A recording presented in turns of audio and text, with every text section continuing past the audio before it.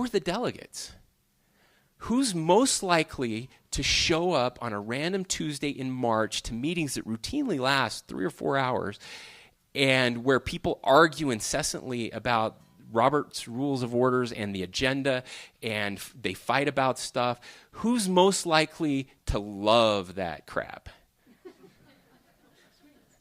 Okay? All right, here it is. People who are really, really, really passionate, okay?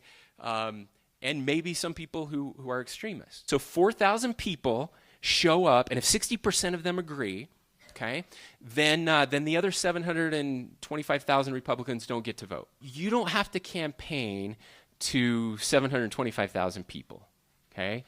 You only have to campaign to 4,000. By the way, it's much, much less if you're running for some of the other offices. I represented about 38,000 people in my district, and I had 54 delegates that I had to campaign to. All I needed were 33 people to vote for me, and I was automatically the representative of 38,000 people. That's amazing, right? Does that sound like a good idea? And maybe some people who are extremists. Does that sound like a good idea? And maybe some people who are extremists. Does that sound like a good idea? County, but statewide for Republicans, and I think it's the same for Democrats, if you get 60% of those delegates, you're the nominee, period. End of story. Okay? That's it. That's it. If you get 60%, you're on the ballot in November as a Republican, okay? So if I get 60%, I'm on the ballot. I don't have to have a primary. The rest of the Republicans in the state, 700,000 of them, don't have to vote. And by the way, at the state convention, so if you're running for governor, there's 4,000 delegates. Now, not all of them will show up, but about 4,000. Statewide, there are about 725,000 Republicans, okay? So 4,000 people show up, and if 60% of them agree, okay, then the other 725,000 Republicans don't get to vote because they're representing them. If nobody gets 60%, then the top two go onto a primary, and then the other 725,000 Republicans get to vote. And it's the same for other parties by and large. Okay, so that's how it used to work for a long time. Okay. Now, I want you to think about what we just talked about. Process matters, okay? So now you don't have to campaign to 725,000 people, okay? You only have to campaign to 4,000 if you're running for state office. By the way, it's much, much less if you're running for some of the other offices. So if you're, I just want to point this out. If you're in a House district that covers more than one county, like I was, when I was in the House, I covered Sanpete and Juab counties, then the state delegates get to go vote for you. And there are county delegates too, but so these are just state delegates. So I represented about 38,000 people in my district. And I had 54 delegates that I had to campaign to. And I only needed 60% of them, and 2 of them didn't show up to the convention. So I think I needed, I'm not very good at math, I think it was about 33 people that I needed. So if I could convince 33 people to vote for me, that meant that, by the way, there were no Democrats running in my district. So all I needed were 33 people to vote for me, and I was automatically the representative of 38,000 people. That's amazing, right? Does that sound like a good idea? I'll leave that up to you to decide. All right. So here's the upshot of that, though. Who are the delegates? Who's most likely to show up on a random Tuesday in March to meetings that routinely last 3 or 4 hours, and where people argue incessantly about Robert's Rules of Orders and the agenda, and they fight about stuff? Who's most likely to love that crap? Okay? All right. Here it is. People who are really, really, really passionate. Okay? And maybe some people who are extremists. Okay? So, now, there's a really good argument that that's a good way to do it. That we, because these people who are really passionate about this, you know what they do? They spend time with the candidates.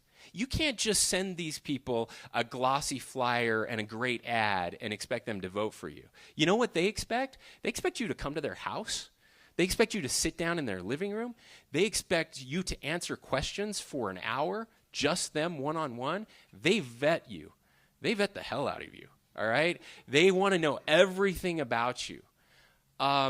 Is that a good thing? Yeah, I think that's a good thing. I mean, the wealthiest person who can just produce the best ads is still going to have to run through the gauntlet, right, to do that. That's a very positive thing. Now, what's the downside of that, right? Do those really, really, really passionate people truly represent the 725,000 other Republicans? Well, we were able to kind of find that out just recently, if they did. We had a couple interesting experiences. One was the governor and I, we ran last year, and we ran for, we run as a team, as a ticket here in the state of Utah. It's different in every state with the governor and lieutenant governor. Here we follow the president-vice president model where you run as a ticket. In other states, they run separately. But we ran together, and we went to the convention, and we lost 55 to 45. Okay, we lost by 10 points. Now, still nobody got 60%, and there's another caveat that I'll explain in just a second. But we made it on the ballot, and we went to the primary where the other 725,000 Republicans got to vote, and we won. And we didn't just win by a little bit; we won by 44 points. I mean, we lost by 10 to the most passionate, the delegates. And we won by 44 when the rest of the group got to weigh in. We saw it again just recently, and you get to hear from Mayor John Curtis, who just joined us. I'm the warm-up act for John, and he had a very similar experience. He got beat pretty soundly at convention, and won going away in a primary. So we've learned that there is some sort of disconnect between this process where the delegates are supposed to represent everybody in their party and end up representing a fairly extreme faction. Okay, so that matters. But here's the thing. Now going back to this, if I'm a politician in that scenario, and all I care about is getting reelected, then what is my message going to be and what is my record going to be? Who am I going to be talking to? Who am I going to be campaigning to? Not just my base, but probably the most passionate part of my base, right?